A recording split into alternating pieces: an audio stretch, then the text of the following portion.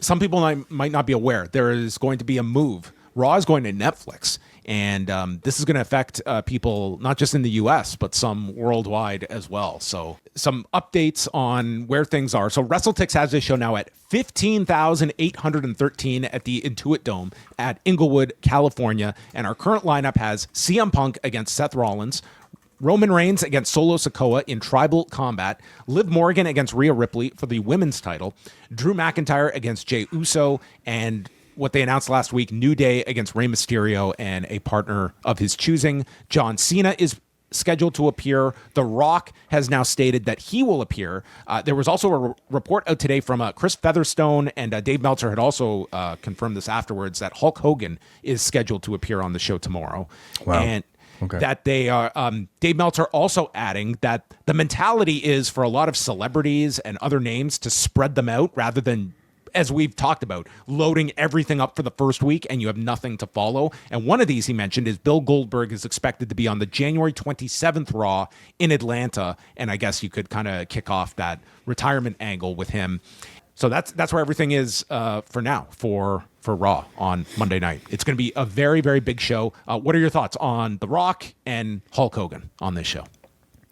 Hulk Hogan, I suppose. I mean, I shouldn't be surprised at this point, but have you seen that mock-up that came out after Friday with the logos on the mat? So it looks like they're probably going to be introducing what we all had been expecting, like the mat with the logos, and one of them is Hulk Hogan's All-American beer. So it sounds like it might be a similar deal where you have a performer like a Logan Paul with a sponsor tie-in as well.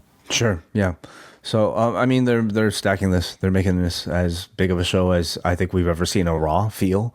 This month at postwrestlingcafe.com, it's your home for the XL editions of Rewind to Raw, Rewind to Dynamite, and Rewind to SmackDown, shows containing the news of the day, feedback, questions, along with our show reviews. It's a packed month here at the cafe. Wrestle Kingdom 19, Wrestle Dynasty, TNA Genesis, The People versus GCW, plus a look back at the Flair Steamboat rivalry of 1989 on Rewind Away, and so much more at postwrestlingcafe.com. I don't know if you had a chance to see it, but on the YouTube channel, they uploaded. So we got that sit down that Jackie Redmond did with Seth Rollins on Raw, and it was about 2 minutes of it. And they put up this 25-minute version, and I ended up watching it. And I mean, it's all building the match with Seth Rollins, but it is like Seth Rollins is excellent in this interview and explaining his history with CM Punk and why he has such a disdain for him, while avoiding saying the letters AEW or the name Colt Cabana or Jack Perry. There is one part, though, where, I mean, to say there is a little bit of embellishment here would not be doing it justice, where he states that when CM Punk left the company in 2014, the ship was going down.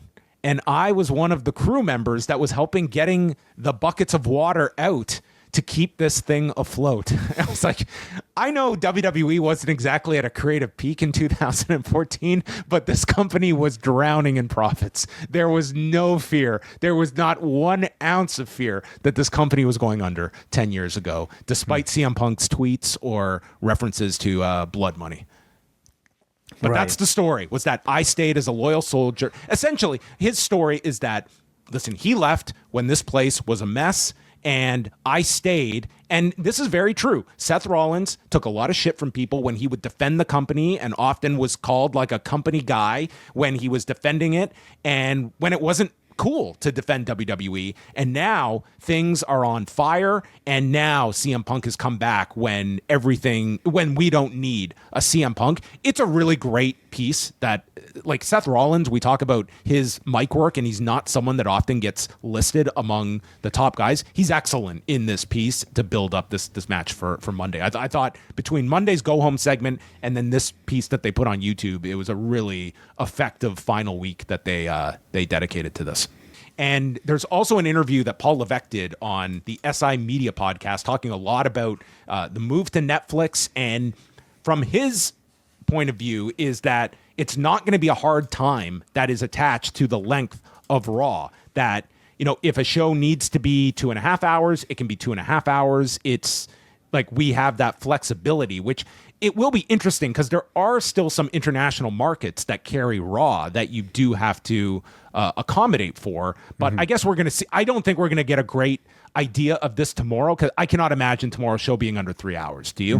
No, I don't. Like, They've I got think too much. The Tribal Combat and Punk Rollins matches are going to get a ton of time, I think, on top of everything else with it. But I think the presentation tomorrow is going to be as interesting as anything that we discuss. But obviously, we'll see in the first couple of weeks if there is any variation to the show lengths for Raw. We'll find out. There are a lot of questions. What's the new look going to be like? What's the new theme song going to sound like? Oh yeah, Travis Scott. That's right. So that's going on. So yeah, we will be back on Monday night. Whenever the show ends, we'll be on about 5 or 10 minutes afterwards. So head on over.